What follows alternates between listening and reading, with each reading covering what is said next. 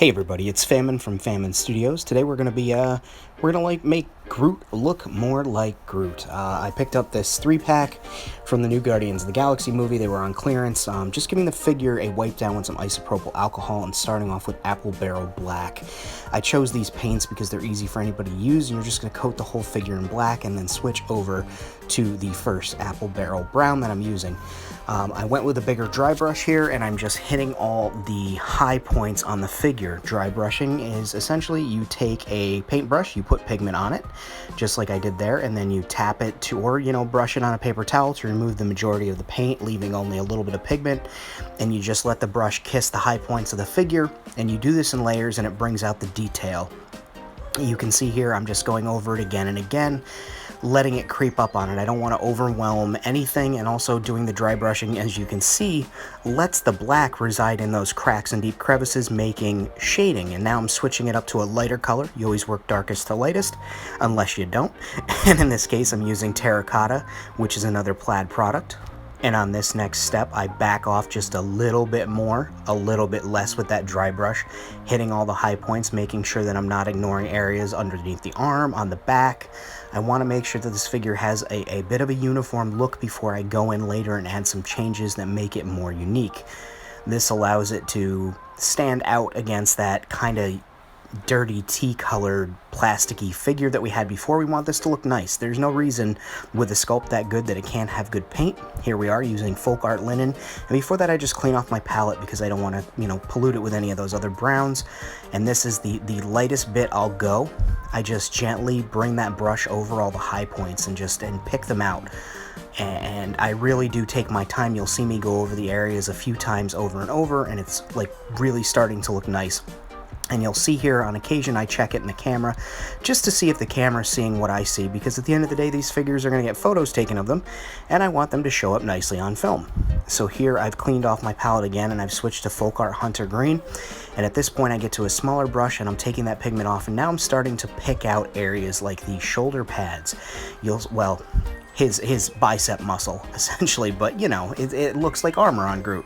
So I pick out that piece of shoulder pad there. I go over, the knuckles, areas that, maybe want to be a little bit tougher, that fresher green, wood that plants have, that's younger growth, that's stronger growth, and just going over those areas. And you'll see I'll hit him a couple of times here, really just to make them stand out. Working my way through this figure and also hitting all the high points with the dry brushing throughout makes me appreciate the sculptors and what they do for these figures. I wish that they did come with better paint jobs. This one, the only paint application that it had was on the eyes, and also on a couple of spots there was a little bit of green showing, and I wanted this to look like that fresh wood. Maybe it's got some moss growing on it, and just give it more life, make it more Groot-like to what I imagine Groot would be. And so here I am again, just putting that pigment on and then taking it off the brush and attacking it in layers. I'm not just slapping it on there and doing one coat. It's many coats, but it's so quick and it dries so quickly, acrylic does. So it helps that you're able to do this over and over again, which allows you to sneak up on it. And if you're kind of impatient like me, this is a perfect painting method, because then you're not waiting for everything to dry. You can work on other areas while you're dry brushing. Start on a shoulder, switch to the other shoulder, go to a knee, go to an elbow. You can work your way around the figure and pick out details. And working on this in this manner, really, like I said, it allows you to pick out what you want to work on. And I was like, all right, cool, we'll do the knees. We'll pick out some other areas. A little bit later, I think off camera, I get the toes, the bottoms of his feet, you know what I mean, somewhere strong. Maybe it's growing a little bit of moss there.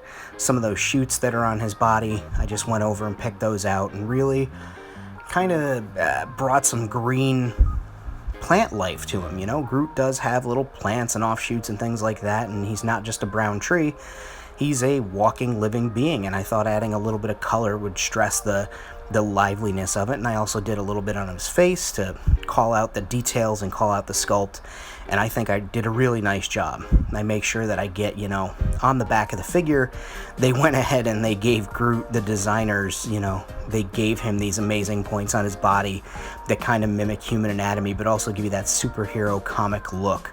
Picking out those elbows again, just layering that paint on a little bit at a time, putting it on the brush, taking it off so there's barely any there, and then just going over and kissing those edges, and it really does start to build up layers and make it pop, and you can kind of pick and choose where you want it to go. And then here on the top, I just hit it with that green because it's the top of the plant, and so that's where the green would grow. And then we cannot forget one of the most important parts, aside from the back of the figure. It's Groot's booty cheeks. They gave my man Groot, they caked him up. They caked him up for this movie. I know he's a bodybuilder, but they did not need to go that hard. What if you know, I'm working on a diet. I need to be low carb. That's so much cake on a figure. But man, I'm just so happy with this. And, you know, here I'm just picking out my next green that I'm going to go over this with and hit those areas again. And that is the Fresh Cut Grass color by Folk Art. And this was just the icing on the cake. A little bit goes a long way with these acrylic paints, and I just dry brushed, stippled a little bit on in areas to add some nuance. And stippling is just basically you're tapping little tiny areas, and there's them cheeks again, man. Cheeked up on it. On the internet. I'm gonna have to, you know, push a Patreon for this. But they did a really good job sculpting this figure, and I'm super happy with the way it came out. Now here you see I'm painting the eyes on camera, and of course the camera unfocuses as I'm doing it. I was so nervous to get this on film, but what can you do? Off camera I did touch them up with UV resin and gave them that like realistic sparkle. But man, I mean, look at him. He came out amazing compared to what he was. He had that tea, again, that milky tea, plasticky shine color to him, and now he looks like a real piece of wood. He looks like a real tree, and I'm super thrilled with how this thing came out. You know, I'm glad that the sculpt was there on this figure and made it so much fun for me to do. I do recommend checking your Target for this set because it has been clearancing, and I also recommend you subscribe if you haven't already. You see how I snuck that in there? So here he is in all his glory, and I also did Cosmo. Took some time, gave Cosmo a good dry brushing on the fur, picked out all the details there, did that spacesuit in a few different colors. Same principle, just dry brushing across the board.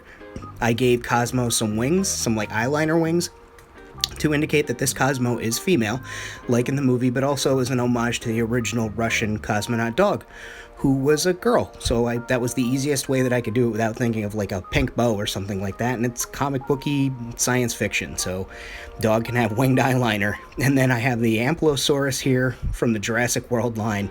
I think this was in the Fallen Kingdom line, and I picked this up and I painted that this week again with the dry brushing. I wanted it to look like a rhinoceros, make it seem like a big old beast of burden, and I think it came out awesome. So I'm really happy with these customs. I am curious as to which one of these customs is your favorite, so if you want to comment down below, but I appreciate you checking it out. Be well, guys, too sweet me, and I will catch you in the next video. Be good.